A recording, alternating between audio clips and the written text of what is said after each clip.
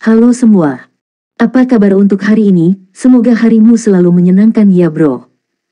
Selamat datang di channel YouTube saya. Tolong dibantu subscribe, like dan share ya, supaya saya terus semangat bikin kontennya. Wakakakak. Solen 3 chapter 1657 chapter 1657 Unyilding. Fen Hao Douluo generasi yang lebih tua seperti Chen Xinji menyadari bahwa ekosistem mengalami kerusakan yang tidak dapat diperbaiki karena kepunahan bertahap dari makhluk jiwa. Dunia akan dihuni oleh makhluk jiwa pertama termasuk makhluk jiwa tipe tumbuhan juga. Pembantaian tak henti-hentinya manusia terhadap makhluk jiwa telah memperburuk situasi, terutama setelah pagoda jiwa muncul. Tujuan awal pagoda jiwa adalah untuk hidup harmonis dengan makhluk jiwa. Namun, penelitian tentang roh arwah buatan manusia menjadi agenda beberapa waktu lalu. Penelitian membutuhkan sejumlah besar jiwa roh sebagai spesimen. Pagoda jiwa menggunakan ini sebagai alasan untuk menjawab pertanyaan parlemen. Sementara itu, mereka mulai berburu dan membunuh monster jiwa secara sembarangan. Mereka mengandalkan teknologi canggih dan misya. Akibatnya, habitat jiwa binatang menjadi lebih kecil. The Great Stardew Forest yang dulunya merupakan inti kehidupan dari benua Douluo tetap menjadi benteng terakhir jiwa binatang buas. Bahkan itu diambil oleh pagoda roh dan digunakan sebagai tempat pembuangan jiwa binatang. Bukan karena tidak ada yang memperhatikan masalahnya. Tidak ada gunanya mengangkat masalah ini. Pagoda jiwa terlalu kuat sekarang. Bahkan sulit bagi federasi untuk menggunakan pengaruhnya. Chen Xinji menghela nafas. Apa yang bisa dilakukan untuk mengubah situasi saat ini? Chen Xinji tidak pernah menginjakkan kaki di Kekaisaran Bintang Luo atau Kekaisaran Roh Dou. Jadi, dia tidak memiliki firasat tentang situasi di sana. Dia telah mengobarkan perang melawan dua benua untuk menyalurkan kekuatan hidup dari mereka ke benua Douluo. Sejumlah orang direlokasi yang mempengaruhi kegiatan komersial secara substansial. Pagoda roh pasti akan dibatasi. Namun, semua ini perlu dikoordinasikan oleh kekuatan politik yang bersatu. Dia memilih orang-orang berbakat yang dapat memimpin federasi dalam pengembangan usaha yang berkelanjutan dan lebih baik. Menilai dari situasi saat ini, itu adalah pilihan yang cukup mengesankan. Meskipun orang tersebut berasal dari pihak lawan, tidak akan menjadi masalah untuk memilihnya demi masa depan federasi. Dia membutuhkan bimbingan tambahan dalam politik. Mungkin, gadis muda itu tidak tahu bahwa dia akan dibunuh berkali-kali jika bukan karena perlindungan rahasia Wargat Hall. Saat dia memikirkan tentang ekspresi keras kepala dari wajah dan siluetnya ketika dia menyerang fraksi elang dengan argumen yang sah di parlemen, Chen Xinji tidak bisa menahan senyum tipis. Tekadnya mirip dengan dirinya yang lebih muda. Sangat disayangkan dia mengalami pertemuan yang merugikan ketika dia masih muda. Namun, sudah terlambat baginya untuk terlibat. Gadis muda Molan pasti akan menjadi sesuatu yang hebat di masa depan. Memikirkan hal ini, pikiran Chen Xinji tiba-tiba terbangun. Dia memiliki firasat saat tatapannya berubah tajam secara instan. Saat berikutnya, mobil melonjak dengan gelombang dahsyat yang meluncur ke arah tertentu. Namun, terang dan gelap bergantian ke arah itu. Bayangan cahaya berganti-ganti 3 kali berturut-turut sebelum pintu terang dibuka paksa. Chen Xinji menghentikan dirinya untuk melancarkan serangan segera setelah dia merasakan pergantian energi. Ekspresi tidak percaya ada di wajahnya secara bersamaan. Dia baru saja memikirkannya sebelumnya. Kenapa dia datang? Energinya benar-benar akrab bagi Chen Xinji. Namun, pupil matanya dengan cepat mengerut tanpa sadar ketika dia melihat orang itu berjalan keluar dari pintu cahaya. Meskipun dia telah melihat versi mudanya di televisi jiwa ketika dia bertarung melawan Akademi Roh baru-baru ini, keterkejutan yang dia rasakan sangat kuat ketika dia melihatnya dari jarak dekat. Rambut panjangnya tergerai longgar di bahunya. Dia tampak seperti dirinya di masa lalu. Wajahnya dengan corak yang cerah, bibir yang sedikit pantang menyerah, temperamen yang liar dan keras di samping kecantikannya yang indah dan tatapan sedihnya yang sedikit tidak sesuai. Kamu, Chen Xinji merasa ada sesuatu yang tersangkut di tenggorokannya. Dia tidak bisa berbicara saat dia melihat wajah yang hanya muncul dalam ingatannya. Long Yeiwei berdiri di kejauhan dan menatapnya dengan tenang. Dia tidak mengucapkan sepatah kata pun. Kereta itu melaju dengan kecepatan tinggi. Di dalam kereta yang melaju kencang, kedua orang itu saling bertatapan. Setelah beberapa lama, Chen Xinji akhirnya mengambil keputusan untuk berbicara. Yeiwei, akhirnya aku melihat seperti apa penampilanmu di masa lalu. Apakah Anda yakin baik-baik saja dalam kondisi ini? Mempertahankan keadaan muda kita akan menghabiskan daya hidup kita lebih banyak lagi. Long Yeiwei menatapnya. Matanya tiba-tiba berkabut dengan air mata. Chen Xinji merasa bingung dan bingung harus berbuat apa setelah melihat air mata di matanya meskipun dia adalah kakak laki-laki dan otoritas mutlak dari fraksi Elang, Panglima tertinggi Armada Federal, Komandan Resimen dari Tentara Dewa Laut, Kepala Balai Aula Dewa Perang, dan memegang hampir setiap pos tertinggi yang tersedia di benua itu. Yeiwei, jangan menangis. Jangan menangis. Apa yang salah? Dia mengambil langkah maju dan berdiri di hadapannya. Tanpa sadar, dia mengulurkan tangan untuk menghapus air matanya yang jatuh. Long Yeiwei menamparkan telapak tangannya. Air mata di matanya segera hilang, diuapkan oleh panas yang dihasilkan dari elemen cahaya. Namun, dia diam saat dia menatapnya tanpa emosi. Chen Xinji semakin bingung saat dia melihat tatapannya. Apa yang terjadi denganmu, Yeiwei? Tolong bicara padaku. Apakah karena Anda tidak ingin saya ikut serta dalam perang kali ini? Namun tidak, bukan itu alasannya. Dia sangat berkemauan keras dan keras kepala. Baik dia dan dia memiliki kepribadian yang sama. Sejak dia mengenalnya, dia belum pernah melihatnya dalam keadaan rapuh. Dia juga tidak akan pernah membiarkan dirinya menjadi lemah. Jika tidak, mereka tidak akan dipisahkan sampai hari ini. Keduanya terlalu keras kepala. Penolakan mereka telah mengakibatkan kebuntuan dan jalan buntu dalam hubungan mereka. Long Yeiwei menatapnya. Dia mengamatinya dengan cermat dan tidak bergerak seperti itu. Kemudian, Chen Xinji menjadi sedikit terpesona. Dia merasa semua yang dia ingin lakukan adalah melihat orang ini di depan matanya untuk waktu yang sangat lama. Setelah kekuatan hidupnya menipis dan menjadi tua selama bertahun-tahun, dia tidak bisa diperbaiki. Jika tidak, dia tidak akan mengakui perasaannya pada Long Yeiwei sejak awal. Dia berusaha menggunakan sisa waktunya untuk memenuhi keinginan masa lalunya. Meski sudah terlambat, dia masih mau mencobanya. Saat ini, dia senang melihatnya di masa mudanya sekali lagi. Dia sangat keras kepala ketika dia masih muda, namun dia adalah orang yang dia cintai. Mereka tidak bisa bersama karena berbagai alasan. Namun, yang paling penting adalah bahwa mereka berdua terikat oleh tanggung jawab mereka sendiri. Setelah itu, dia patah hati ketika mengetahui bahwa dia menikah dengan Master Pavilion Dewa Laut dari generasi itu. Sejak saat itu, dia terlibat dalam kultivasi tertutup yang dia tinggalkan 10 tahun kemudian. Pada saat itu, dia telah naik ke peringkat limit Douluo. Dia adalah limit Douluo termuda dalam sejarah War God Hall. Segera setelah itu, ia menjadi Master Hall War God dan berada di puncak hidupnya sejak saat itu. Mereka tidak bertemu satu sama lain sejak itu. Namun, orang yang tertulis di tulangnya dan tertanam dalam ingatannya, orang yang benar-benar dia cintai selalu menjadi dia selama ini. Hari ini, dia melihat Long Yeiwei menangis untuk pertama kalinya. Dia adalah wanita yang berkemauan keras, namun dia menangis di hadapannya. Mengapa dia bersikap seperti itu? Tiba-tiba, Chen Xinji merasakan hatinya sangat sakit sehingga dia merasa tercekik. Rasanya seolah-olah dia telah kembali ke masa mudanya ketika dia mengetahui bahwa dia menikah dengan Master Pavilion Dewa Laut. Rasanya mereka berdua sedang mengingat kembali kenangan masa lalu mereka. Mereka berdua terdiam untuk waktu yang sangat lama. Chen Xinji, Long Yeiwei memanggil namanya dengan suara serak. Chen Xinji pulih dari keadaan bingungnya dan menatapnya dengan bingung. Saya di sini karena saya ingin menanyakan lokasi surga abadi. Apakah Anda bersedia memberitahu saya? Long Yeiwei sangat kesakitan ketika dia menanyakan pertanyaan itu. Pada saat yang sama, tatapannya dipenuhi dengan pemberontakan ketika dia mengucapkan kata-kata itu, tetapi dia tampak semakin berduka. Apakah dia di sini untuk memohon agar saya memberitahunya? Tidak heran dia merasa sangat tidak nyaman dan sedih.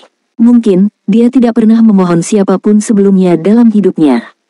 Chen Xinji tiba-tiba mengerti. Dia ada di sini untuk surga abadi dan bukan dia. Keluhannya hanya karena dia tidak punya pilihan selain melepaskan sikap keras kepala dan menyerahkan dirinya padanya. Soul Land 3 Chapter 1658 Chapter 1658, I don't owe you anything. Dia tahu bahwa dia akan segera pergi tanpa ragu-ragu sedikit pun jika dia menolak permintaannya. Di sisi lain, Chen Xinji pasti akan menolaknya jika ini terjadi 20 tahun yang lalu. Bukan hanya itu prinsipnya, itu adalah tugasnya sebagai Kepala Balai Aula Dewa Perang, Wakil Ketua Federasi, dan Pemimpin Militer. Meskipun demikian, dia mendapati dirinya tidak mampu menolaknya saat ini. Dia jelas tahu bahwa dia ada di sini untuk mengekstrak informasi darinya. Namun, dia tidak dapat menemukannya dalam dirinya untuk menolaknya. Hanya ada sedikit kekecewaan dalam tatapannya saat dia menatapnya. Jadi, kamu di sini untuk menemuiku hanya untuk masalah ini? Tanya Chen Xinji dengan getir. Ya, jawab Long Yeiwei tanpa ragu-ragu. Chen Xinji membuka mulutnya untuk mencoba mengatakan sesuatu, tetapi dia tidak berhasil mengucapkan sepatah kata pun. Long Yeiwei mengawasinya dengan cermat dan menatap matanya. Dia tidak berbicara sepatah kata pun atau menawarkan penjelasan lebih lanjut padanya. Dia hanya menatapnya seperti itu. Dia memperhatikan pria yang sangat dia cintai di masa lalu. Chen Xinji tiba-tiba berkata, jika aku harus memberitahumu, maukah kamu bersamaku? Long Yeiwei tertegun sejenak. Dia tidak mengharapkan tanggapan seperti itu darinya. Dia menjawab dengan pertanyaan lain, jika saya bersedia melakukannya, maukah Anda memberitahu saya? Chen Xinji tiba-tiba terkekeh. Senyum tipis muncul di wajahnya. Aku akan. Jawaban darinya terdengar tegas dan tegas. Di sisi lain, tubuh Long Yeiwei bergetar seolah-olah dia tersengat listrik setelah mendengar jawaban Chen Xinji. Bagaimana dengan ketekunanmu? Bagaimana dengan tugasmu? Dan kehormatan klanmu? Tanya Long Yeiwei saat dia tiba-tiba mengambil langkah ke depan dan menatapnya. Chen Xinji berbicara dengan acuh tak acuh, semua ini tidak penting lagi bagi saya. Jika tidak, saya tidak akan memberitahu Anda apa yang saya katakan terakhir kali kita bertemu. Saya telah menjalani hidup saya untuk orang lain untuk waktu yang lama. Saya tidak punya banyak waktu lagi, jadi saya hanya ingin hidup untuk diri saya sendiri. Saya ingin bersama orang yang paling saya cintai dan tidak ada yang dapat menghentikan saya. Saya dapat memberitahu Anda keberadaan surga abadi. Aku bahkan akan disalahkan dan mengundurkan diri. Selama kamu bersedia bersamaku, bahkan jika kamu tidak mau melakukannya di dalam hati, aku akan puas selama aku bisa melihatmu setiap hari sampai hari aku mati. Jangan khawatir, saya tidak akan mengganggu mata pencaharian Anda. Saya hanya ingin melihat Anda sekali sehari dan itu akan dianggap saat Anda bersama saya. Maukah Anda mengatakan ya untuk itu? Long Yeiwei menatapnya. Air mata muncul kembali di matanya. Suaranya tiba-tiba dinaikkan lebih tinggi. Apakah kamu pikir kamu sangat membantu aku dengan membuat begitu banyak pengorbanan untukku? Apakah menurut Anda melakukan ini akan menempatkan Anda pada posisi yang tinggi? Tidak, saya tidak. Suara Chen Xinji semakin keras juga. Menurutku tidak, Yeiwei, aku hanya ingin kau percaya padaku bahwa tidak ada orang yang lebih penting bagiku di dunia ini selain dirimu. Selain Anda, tidak ada orang lain. Ketika saya masih muda, Anda meninggalkan saya karena sikap keras kepala saya. Saat itu saya tidak punya pilihan selain memilih klan saya, federasi, militer, dan para guru. Di sisi lain, Anda juga memilih untuk meninggalkan saya dan kembali ke Shrek. Kami keras kepala dan mengatur cara kami pada saat itu. Namun, sekarang saya sudah berubah. Segala sesuatu tentang benua dan federasi tidak lagi penting atau penting bagi saya. Saya bersedia menyerahkan segalanya untuk Anda. Saya hanya meminta ini dari Anda. Apakah kamu ingin bersamaku atau tidak? Long Yeiwei tiba-tiba mengangkat tangannya dan menamparkan wajahnya. Kekuatannya begitu kuat sehingga Chen Xinji berbalik dan tersandung sebelum berhasil menstabilkan dirinya sendiri. Kamu, Chen Xinji menatapnya dengan bingung. Rasanya seolah naga suci gelap-gelap yang tak tertandingi di masa lalu telah kembali sekali lagi. Saya lakukan. Air mata mengalir di wajah Long Yeiwei akhirnya. Dia merasa terhina saat air mata mengalir di wajahnya. Chen Xinji menatapnya dengan bingung. Kamu belum menyerah setelah sekian lama. Anda belum menyerah pada dedikasi Anda untuk Shrek. Anda hanya setuju karena Shrek, kan? Ya, kau benar. Long Yeiwei menjawab dengan arogan, kemuliaan Shrek telah menyatu ke dalam darah dan tulangku. Saya bersedia menanggung lebih banyak penghinaan untuk Shrek. Saya pernah bersumpah bahwa saya tidak akan pernah memaafkanmu selama sisa hidup saya. Namun, saya rela mengingkari sumpah demi Shrek. Shrek akan selalu menjadi nomor satu di hatiku. Wajah Chen Xinji menjadi pucat karena kecewa. Dia tersandung dan jatuh kembali ke kursinya. Dia menutup matanya karena sakit. Yeiwei, kenapa kamu melakukan ini padaku? Long Yeiwei berbicara dengan dingin, aku sudah setuju. Sekarang giliranmu untuk menghormati janjimu. Wajah Chen Xinji pahit. Dia membuka mulutnya dan berhenti sejenak sebelum akhirnya berkata, surga abadi ada di markas Aula Dewa Perang, di ujung terdalam dari Aula Dewa Perang tingkat 18. Long Yeiwei tampak lega karena beberapa alasan yang tidak diketahui. Tatapannya berbeda saat dia melihat Chen Xinji dengan kesakitan. Dia melambaikan tangan kanannya sekali untuk memunculkan pintu cahaya dua warna. Dia berjalan ke pintu lampu perlahan. Chen Xinji, aku tidak berhutang apapun padamu. Anda juga tidak berhutang apapun padaku. Apa kau tahu kenapa aku bersumpah tidak akan pernah memaafkanmu? Chen Xinji membuka matanya tepat pada waktunya untuk melihat siluet Long Yeiwei yang pergi di pintu yang terang. Mengapa? Suara sedingin es Long Yeiwei terdengar bergema dari kedalaman pintu cahaya. Itu karena pada hari Anda meninggalkan saya mengetahui bahwa saya hamil dengan anak Anda, Yeiwei. Chen Xinji melompat dengan kecepatan penuh dalam sekejap. Dia menyerbu ke arah pintu terang seolah-olah dia gila, tetapi pintu terang sudah ditutup. Itu menghilang tanpa jejak. Tiba-tiba, Douluo laut tanpa batas basah kuyup oleh keringat dingin. Tiba-tiba, dia mengerti segalanya. Dia akhirnya mengerti mengapa Long Yeiwei begitu penuh kebencian padanya selama bertahun-tahun dan mengapa dia memilih untuk menikah dengan Master Pavilion Dewa Laut di awal. Dia mengetahui bahwa Long Yeiwei telah melahirkan seorang anak. Namun, anak tersebut meninggal saat lahir dengan kelainan bawaan karena kehamilannya yang sulit. Bahkan Roh Kudus Douluo tidak berhasil menyelamatkan anak itu. Itu adalah anaknya. Smak, dia menamparkan dirinya sendiri dengan ganas. Chen Xinji hampir menghabiskan kekuatannya untuk menamparkan dirinya sendiri. Markas besar War God Hall, lantai 18, ujung terdalam. Long Yeiwei meninggalkan pesan ini ketika Tang Wulin menerima komunikasi jiwa darinya. Dengan inderanya yang tajam, Tang Wulin dengan jelas merasakan kelesuan dalam suaranya. Elder Long adalah... Meskipun dia tidak tahu bagaimana dia memperoleh informasi itu, tidak ada keraguan bahwa informasi itu akurat. Dengan tip penting di tangan mereka, langkah mereka selanjutnya adalah mencari cara untuk menyusup ke Aula Dewa Perang untuk merebut surga abadi. Setidaknya, itu adalah rencana yang lebih baik daripada sama sekali tidak tahu apa-apa sebelumnya. Tang Wulin mengira bahwa itu ada hubungannya dengan perselisihan antara Elder Long dan Douluo Laut tanpa batas di masa lalu. Namun, dia tidak bisa memastikan dugaannya saat ini. Ada kelelahan dalam suara Elder Long. Namun, Tang Wulin tidak dapat mengkhawatirkan dirinya sendiri saat ini. Tidak ada yang lebih penting daripada memperoleh surga abadi sekarang. Kumpulkan semua informasi yang tersedia terkait dengan War God Hall dari Tang Sek. Yang mulia, item itu disimpan di ujung terdalam di lantai 18 markas besar War God Hall. Bisakah Anda menjelaskan kepada saya situasi di markas War God Hall? Tang Wulin pertama-tama mengekstrak semua informasi yang terkait dengan Aula Dewa Perang dari Sekte Tang. Dia kemudian menelepon Douluo Cao Dezi yang tidak berperasaan. Ketika dia berada di tentara Dewa Darah, 3 dari Dewa Darah dari Batalion Dewa Darah datang dari Aula Dewa Perang. Selain itu, Herles Douluo sering berhubungan dengan War God Hall. Dia adalah seorang jenderal sebelumnya, jadi dia memiliki pemahaman yang baik tentang War God Hall. Apakah informasinya akurat? Suara Cao Dezi jelas beberapa nada lebih tinggi. Solen 3 Chapter 1659. Chapter 1659, Fater. Lokasi surga abadi sangatlah penting. Ketika kota Slek dihancurkan oleh 2 amunisi jiwa tetap peringkat God Killer di masa lalu, itu membuat semua orang hancur termasuk Douluo Herles dan Douluo Asmara. Meskipun sistem pertahanan sirkuit jiwa Sekte Tang dibangun untuk bertahan dari amunisi jiwa tetap termasuk pembunuh God, surga abadi terkenal sebagai senjata paling menakutkan dalam sejarah umat manusia. Kekuatan surga abadi telah melampaui kombinasi dari 2 amunisi jiwa tetap peringkat God Killer sebelumnya. Siapa yang bisa tidur nyenyak jika senjata seperti itu ada? Dengan perkembangan teknologi, limit Douluos dan Master Armor pertempuran 4 kata tidak terkalahkan lagi.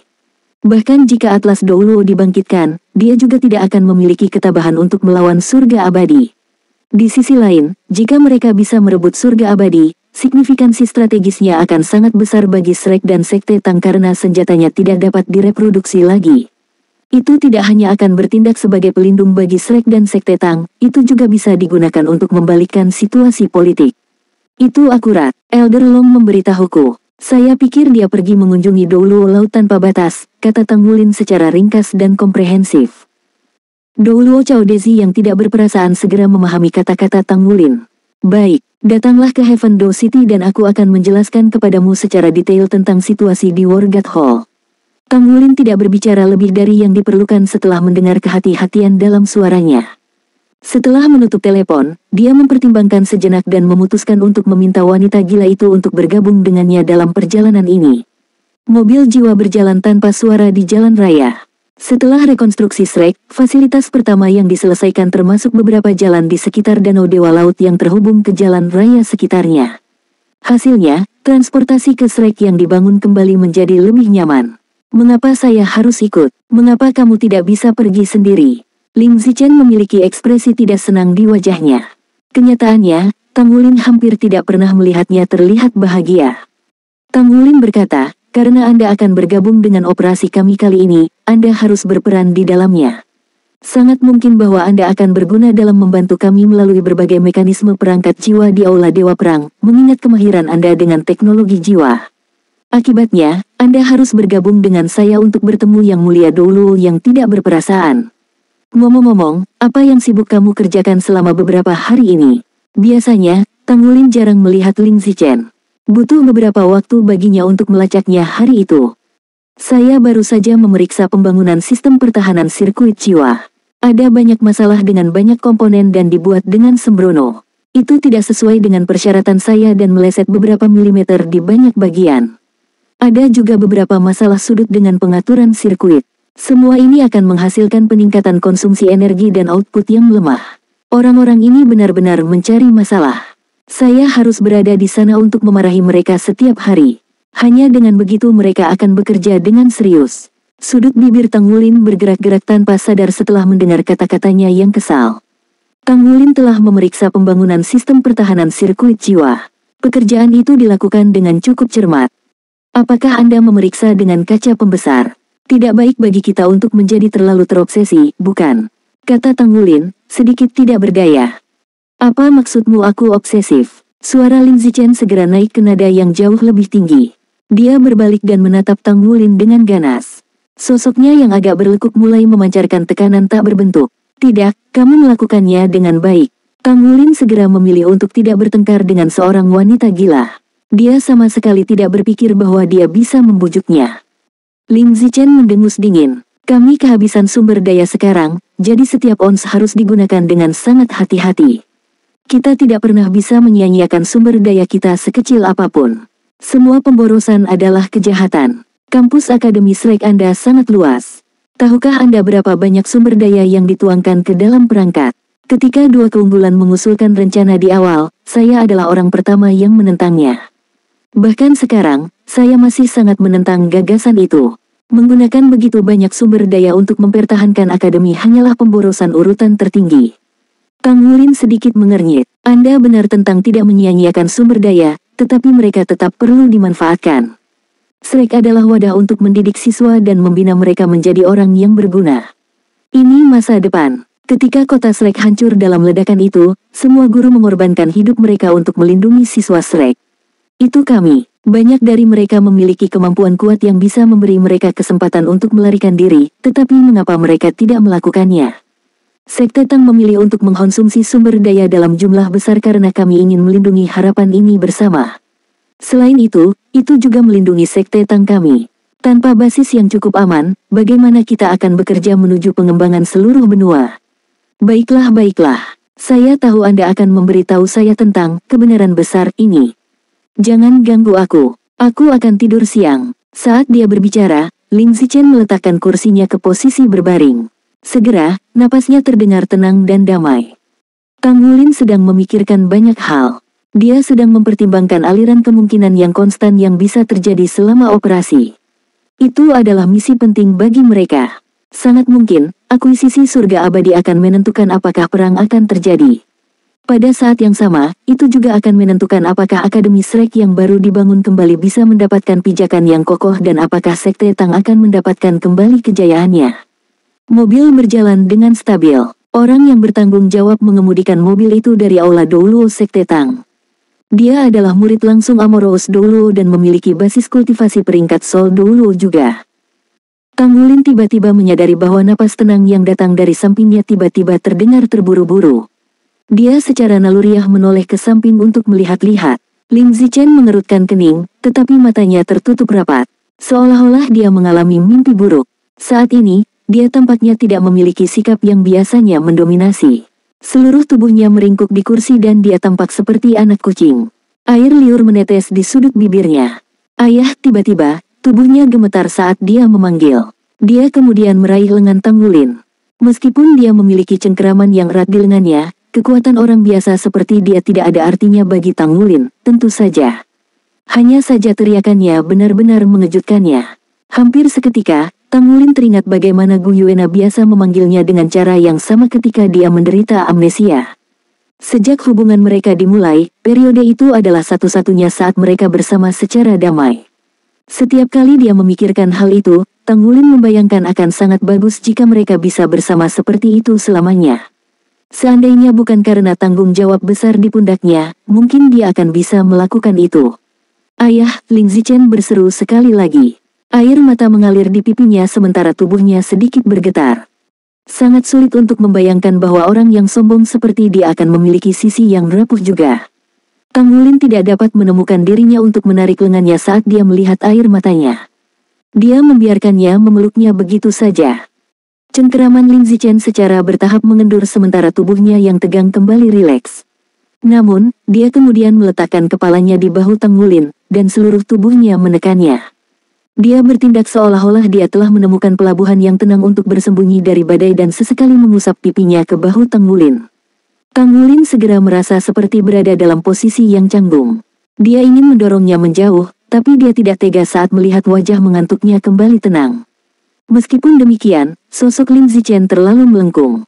Begitu tubuhnya menekan lengannya, Tang Wulin merasakan sensasi lembut dan goyang bergesekan dengannya. Meski mobil bergerak dengan mulus, masih ada beberapa gerakan lembut. Ini membuat sensasi itu semakin jelas, dan itu menjadi memalukan baginya pada saat ini. Duduk di kursi pengemudi, Liu Jingyun melesat melihat ke kaca spion dan melihat mereka. Bibirnya tanpa sadar bergerak beberapa kali. Sebagai murid asmara Dou Luo, dia kenal dengan Ling Zichen, tentu saja. Pada kenyataannya, dia memiliki banyak pengalaman dimarahi olehnya. Reputasi terkenal Ling Zichen di Sekte Tang telah memastikan bahwa semua orang akan menghindarinya sebanyak mungkin. Lebih penting lagi, dia adalah dewi di hati para ahli teknologi di Sekte Tang. Tidak ada yang berani menyinggung para ilmuwan itu.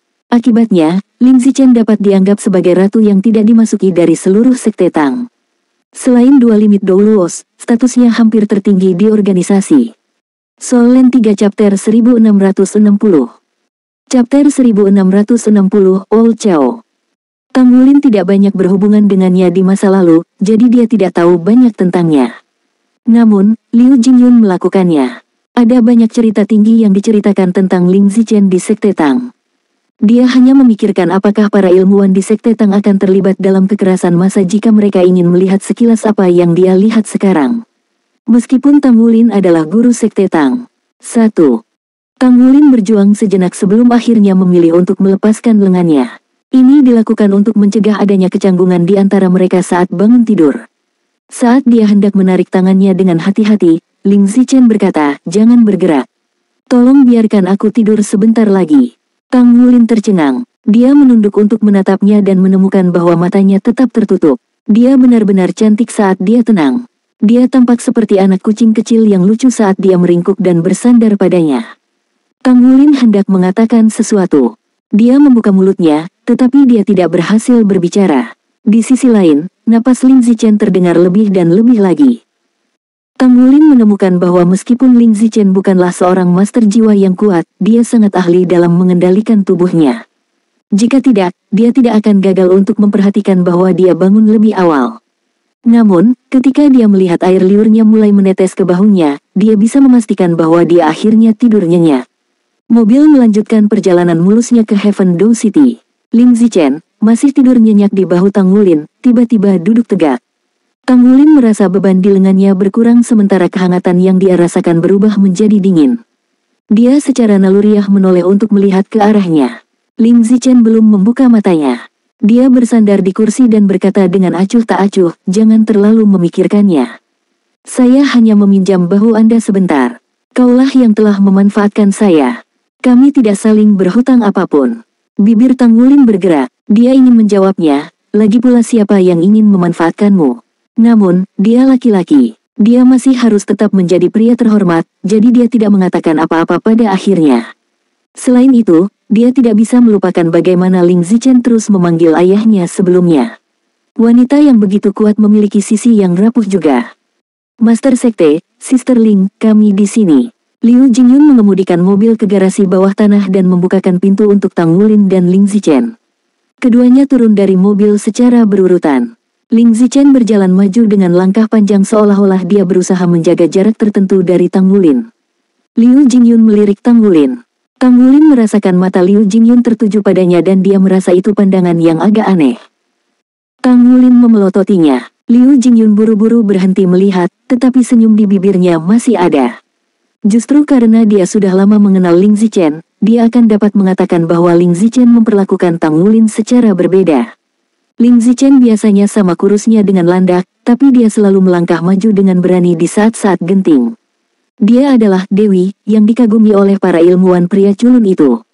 Mereka naik lift dan memasuki dunia bawah tanah Sekte Tang di Heaven Do City.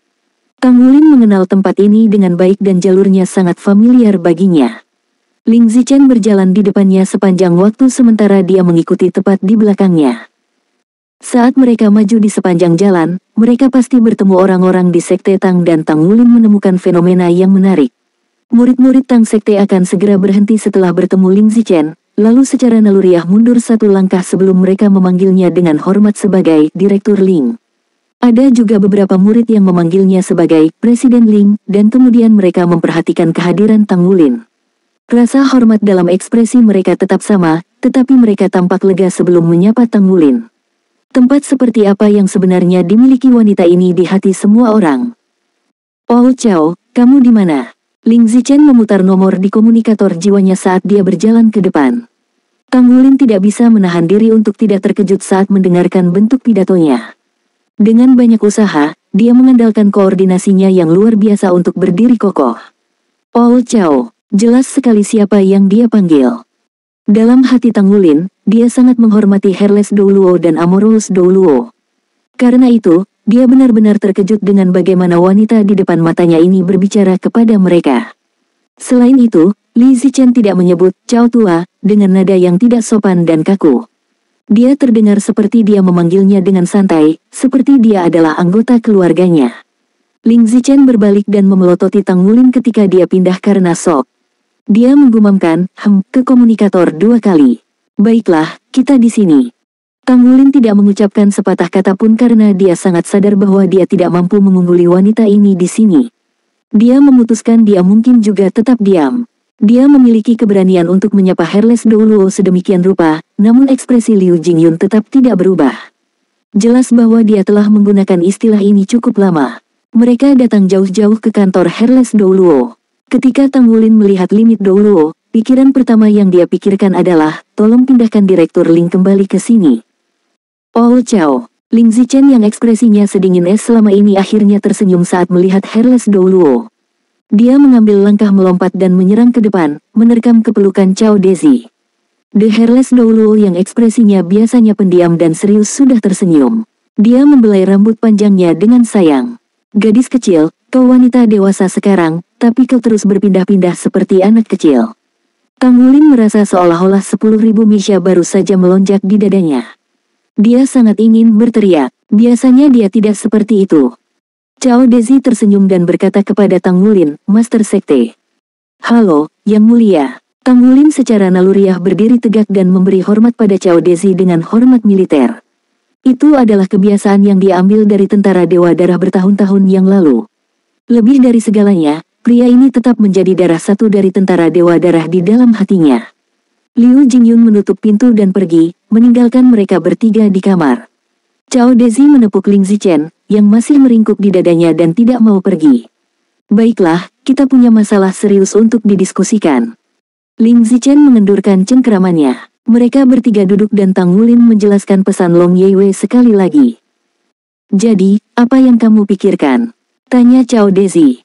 Tang Wulin merenung sejenak. Dia melirik Ling Zichen. Ling Zichen memelototinya. Apa itu? Sesuatu yang tidak boleh saya dengarkan, ya. Tang Wulin berbicara dengan suara yang dalam, Yang Mulia, saya harap saya dapat mendiskusikan rencananya dengan Anda secara pribadi. Bukannya aku tidak mempercayai Direktur Ling, tapi aku khawatir dia akan mengungkapkannya. Ling Zichen segera melompat. Tang Wulin, apa maksudmu? Apakah Anda menyebut saya orang bebal? Sudut bibir Tang Wulin bergerak-gerak. Kakak, Kaulah yang mengatakan itu, bukan aku. Saya hanya berpikir bahwa semakin sedikit orang yang mengetahui detail rencana tersebut, semakin baik rencana tersebut. Ling Zichen mengangkat tangannya dan menunjuk ke arahnya. Siapa yang kau panggil kakak? Baiklah baiklah. Zichen, istirahatlah di kamar sebelah. Saya akan menelepon Anda sebentar lagi. Kamu tidak diperbolehkan berperilaku tidak hormat kepada Master Sekte, kata Cao Dezi dengan ekspresi muram. Ling Zichen meliriknya dan mengejeknya dengan marah. Dia berbalik dan berjalan ke ruang istirahat di samping. Cao Dezi bergumam pada dirinya sendiri, aku akan menjelaskan detailnya tentang Aula Dewa Perang kepadamu. Tang Wulin berkata, baiklah. Cao Dezi berkata, sebagai organisasi master jiwa milik federasi, Wargat Hall adalah tempat bercampur dari semua Feng Hao Douluo di federasi. Markas mereka terletak di daerah pegunungan di Gunung Barat. Daerah itu sepenuhnya di bawah kendali militer. Selain Wargat Hall, itu dijaga oleh Korps Tentara Pusat di bawah komando langsung federasi. Korps Tentara Pusat terutama bertugas melindungi Mingdu dan itu adalah salah satu pasukan paling tangguh di federasi, setara dengan Tentara Dewa Laut. Oleh karena itu, Anda harus melalui Korps Tentara Pusat untuk memasuki markas Aula Dewa Perang. Ini karena markas besar terletak di wilayah inti Korps Angkatan Darat Pusat. Tang Wulin berbicara dengan sedikit keheranan, Tuan Aula Dewa Perang adalah Douluo Chen Xinji Laut Tanpa Batas. Dia adalah komandan resimen Tentara Dewa Laut, tapi mengapa Balai Dewa Perang terletak di dalam Korps Tentara Pusat? Cao Dezi menjawab, ini adalah upaya federasi untuk menyeimbangkan kekuatan. Chen Xinji adalah kakak laki-laki di militer, tapi dia bukan kakak laki-laki secara keseluruhan. Perlu ada keseimbangan di militer serta parlemen. Jika tidak, itu akan menghasilkan masalah besar ketika masalah muncul di tempat kekuatan terkonsentrasi. Aula Dewa Perang ada di Korps Tentara Pusat tidak hanya untuk perlindungannya sendiri, tetapi juga agar mereka dapat mengawasi Aula Dewa Perang. Akibatnya, Wargat Hall dan Korps Central Army telah menjadi dua faksi besar militer. Hubungan keduanya tidak dianggap terlalu bersahabat.